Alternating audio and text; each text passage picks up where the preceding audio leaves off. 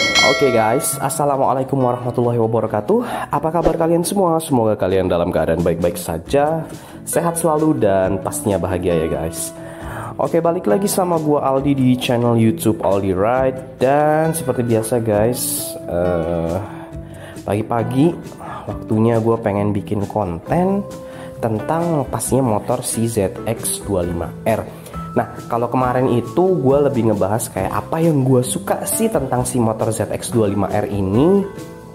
Nah, sekarang biar adil dong ya, pasti sebaliknya dong. Berarti apa yang gue nggak suka dari si ZX25R ini. Jadi ternyata ada loh guys. Ya, jadi langsung aja deh, gue langsung mau bahas banget. Yang pertama adalah masalah build quality-nya guys. Jadi menurut gue apa ya, ada beberapa yang kurang. Bukan berarti build quality-nya itu jelek, enggak. Build quality-nya menurut gue cukup baik ya, masih dalam taraf cukup baik saja sih guys. Bukan yang bagus banget, perfect gitu, enggak. Nah, jadi kalau lo lihat di sini ya, lo lihat ada panel gap di sini ya. Di tangan gue ada apa nih? Ya, ada panel gap di sini tuh, lo lihat panel gapnya tuh. Dan ini nggak sama yang di sebelahnya guys. Nah, di sebelahnya menurut gue lebih rapet, tapi di sebelah sananya panel gapnya kayak lebih renggang. Bisa lo lihat dari sini tuh, dia agak lebih renggang panel gapnya. Terus juga ada beberapa kayak yang di sini tuh ya, plastiknya sama yang di sana ini longgar banget panel gapnya. Tuh lo lihat, yang di sini lebih longgar tuh, agak ngeplek ini kebuka. Nah, terus beberapa sambungan tuh yang di sini tuh lo lihat tuh panel gapnya, ya. Ya di sini longgar banget tuh, ya. Terus lo lihat yang di sini tuh masih ada rongga di situ. Ya nggak luput lah dari mata gua. Tadi lo lihat, kalau lo bandingin tadi panel gap yang di sini, yang di sebelah sana tuh longgar, yang di sininya rapet, ya. Tuh. Terus juga agak longgar juga di sini, no. Nah, terus juga kalau menurut gua ya, fairing yang di deket visor nih, yang di depan ini agak sedikit apa ya, lembek ya, terus agak squeaky gitu lah guys. Tuh. Ya, terus juga beberapa fairing juga menurut gua agak-agak squeaky.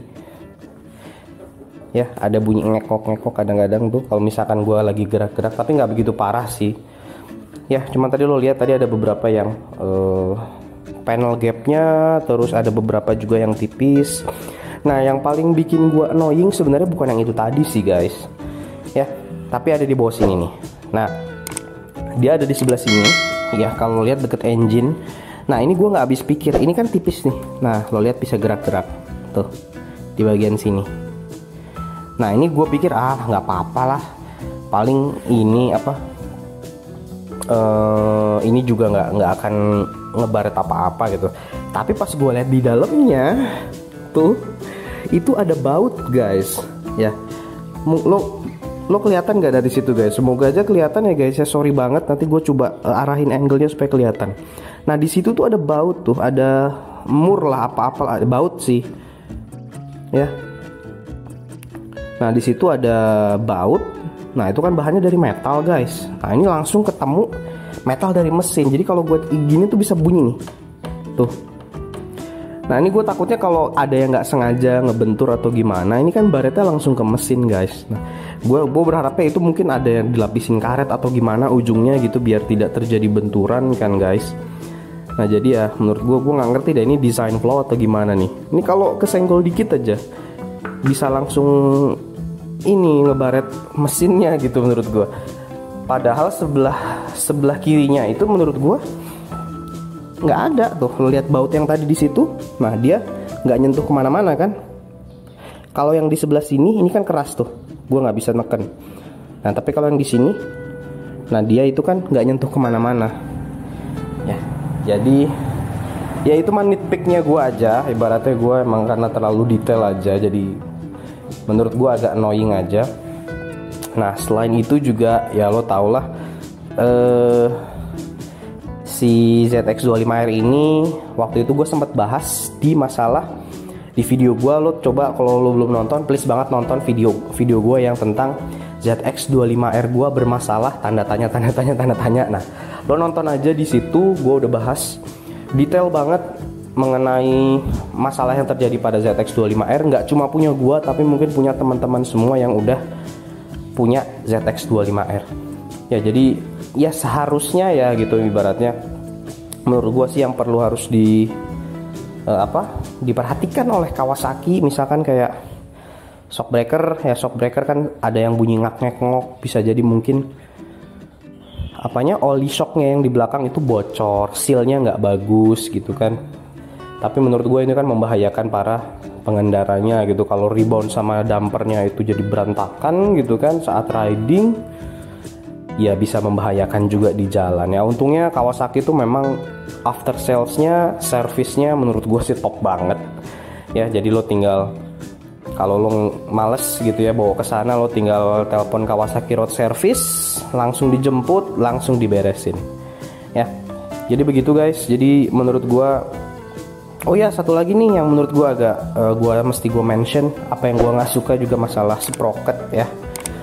Ya mungkin Kawasaki bilang itu masih dalam taraf wajar lah, 5 mili ke kiri, 5 mili ke kanan. Itu yang gue dapat keterangan dari Kawasaki-nya ya guys. Jadi sekitar, ya gue akan coba deh kasih gambaran 5 mili itu semana sih gitu kan.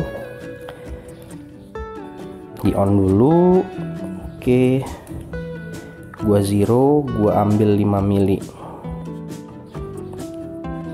Oke, berarti 5 mili ke kiri, 5 mili kan, berarti gue ambil 10 mili ya. 10 mah terlalu dikit atuh, kan ini rantainya lebih gede. Nah, jadi gue ambil 5 mili deh. Nah, anggaplah 5 mili ke kiri, 5 mili ke kanan. Jadi lo sebenarnya punya, pokoknya geser 5 mili ke sini. Kalau ini di gambaran aja guys ya. Jadi ibaratnya 5 mili segini dan 5 mili ke kanan. Nah, kalau berarti kalau misalkan gue ukur, gua ukur lebar rantainya. Nah, misalkan lebar rantainya segini ya. Lebar rantainya itu 17,45, gua tambahin 10 berarti 27,5 ya. Gua bikin 27 lah. Ya, gitu. Nah, berarti sebenarnya ya segini batas maksimum dia geser ke kiri sama geser ke kanan ya, lo bisa lihat ya. Ya jadi kalau rantainya di tengah, jadi batasnya segitu. Sebenarnya lebar juga sih. Cuman kalau lo merasa agak annoying, termasuk kayak gue juga, kalau misalkan tiba-tiba si sprocket belakangnya itu goyang-goyang gini guys ya. Ya kalau gue sih minta ganti. Tapi gimana ya, kalau motor baru itu kan ibaratnya lo datang baru, pengennya kan dapat yang fresh, dapat yang perfect, nggak ada masalah, nggak ada yang bikin mata itu nggak enak lah gitu. Ya kalau gue orangnya agak perfeksionis, OCD gitu guys. Jadi ngeliat sesuatu yang miring-miring, sesuatu yang nggak perfect itu kesel sendiri gitu loh, bikin emosi lah gitu ibaratnya. Tapi nggak tahu kalau kalian itu gimana. Pastinya gue berharap Kawasaki bisa lebih perfect lagi, soalnya ini kan bukan barang yang harganya murah. Ini sudah di angka di atas 100 juta, udah kayak seharga mobil guys. Jadi pasti konsumennya ekspektasinya pasti bakalan tinggi lah tentang motor ini. Nah, terus juga yang gua nggak suka, yang paling terakhir nih ya, gua mau ngebahas masalah pengeremannya. Loh bang, bukannya kemarin lo bilang katanya pengereman Kawasaki itu the best lah gitu ibaratnya, parts-partsnya juga bagus, performanya bagus. Ya bener banget ya. Jadi yang gue mau bahas itu bukan brake partnya, bukan brake performance-nya, no, tapi lebih kepada line up-nya Kawasaki. Nah ini gue nitpick aja sih guys, ini emang karena gue alarm gue nyala, sebentar guys. Ya, ini sebenarnya bukan bukan kekurangan sih menurut gua, tapi kayak ya nitpicknya gua aja lah gitu. Kepingin gua aja lah gitu ibaratnya. Nah, jadi menurut gue guys, kenapa ABS itu bukan jadi standar Kawasaki gitu di varian terendah gitu. Ibaratnya seluruh varian Kawasaki itu ABS harusnya as standard dong gitu kan, apalagi udah motor yang harganya kelas paling murahnya itu ibaratnya yang standard edition itu 96 juta gitu guys. Ya bahkan lebih mahal daripada CBR 250 RR SP. Itu udah dapat ABS, itu udah dapat quick shifter up and down gitu ya. Nah tapi kenapa kok Kawasaki yang harganya sudah base-nya aja, standar modelnya aja udah sangat tinggi, tapi ABS itu hanya bisa didapatkan di yang special edition gitu loh, yang kayak artis special edition atau enggak yang ya pokoknya yang versi tertingginya lah, yang paling mahalnya. Kan sayang banget gitu kan. Padahal mungkin teman gua yang beli juga nggak butuh warna yang ngejreng banget, nggak butuh warna yang macem-macem, dia pengen rubah sendiri, dia pengen bikin sendiri, tapi minimal ABS lah, itu kan fitur keamanan standar lah gitu ibaratnya. Sekarang di zaman 2020 ini, di zaman milenial ini, ibaratnya hampir semua motor, ibaratnya kayak Matic, moped, motor bebek atau apapun itu sudah menggunakan modul ABS gitu ya, anti-lock braking system. Tapi kenapa kok motor yang sport gitu ya, padahal yang harganya mahal, ABS itu kenapa nggak jadi modul standar di base modelnya gitu guys ya. Jadi itu menurut gua yang menjadi salah satu kekurangan aja. Nggak semua orang berminat sama yang special edition, walaupun memang di data penjualannya Kawasaki dulu pas pemesanan itu katanya 80% pesan yang special edition, yang mungkin ngapain beli yang nggak ABS kali ya gitu ibaratnya. Tapi gue berharapnya Kawasaki ya standard model lah, harganya udah tinggi guys, kenapa nggak dikasih ABS gitu. Orang mungkin nggak butuh yang berwarna kayak punya gua gitu, atau enggak yang ada quick shiftnya, ada aksesoris macam-macam, itu bisa dia tambahin sendiri.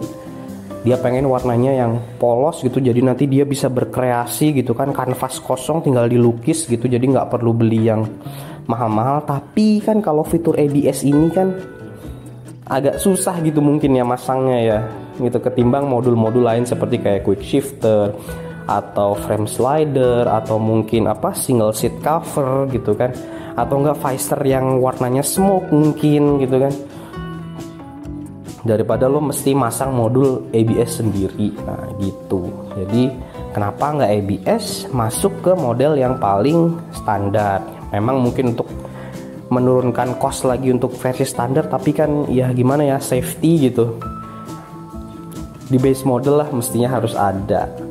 Jadi gitu aja guys, apa yang gua nggak suka dari si ZX25R ya. Semoga bermanfaat juga penjelasan dari gue. Sorry banget kalau gue misalkan ada salah kata atau ada sesuatu yang tidak berkenan di penonton sekalian.